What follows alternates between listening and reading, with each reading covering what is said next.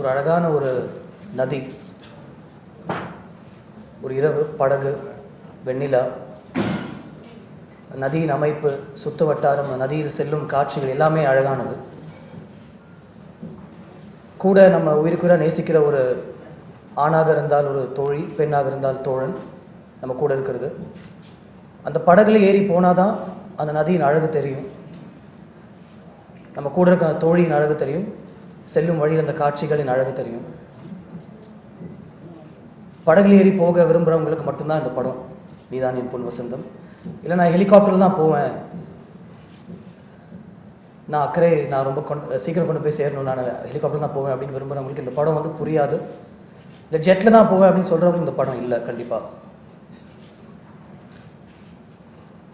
இது வந்து என்னுடைய கருத்து இல்லை, இது வந்து தெலுங்குல இந்த படம் பெரிய ஹிட்டு. அங்கே இருக்கிற மீடியா, அங்கே இருக்கிற ஜேர்னலிஸ்ட் என்கிட்ட ஞாபகப்படுத்தின விஷயம் தான் நான் இன்றைக்கி இங்கே பாரோ பண்ணி நான் உங்களுக்கு சொல்கிறேன்.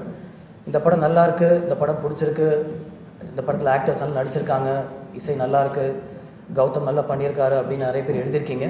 உங்கள் எல்லாருக்கும் என்னுடைய நன்றி. இந்த படம் பிடிக்கல, இந்த படம் சரியில்லை, கௌதம் தப்பு பண்ணிட்டாரு அப்படின்னு சில பேர் சொல்லியிருக்கீங்க, அவங்களுக்கும் என்னுடைய நன்றி. என்னுடைய அடுத்த படம் உங்களுக்கு பிடிக்கும் அப்படின்னு கண்டிப்பாக நான் நம்புகிறேன். Thank you for the support.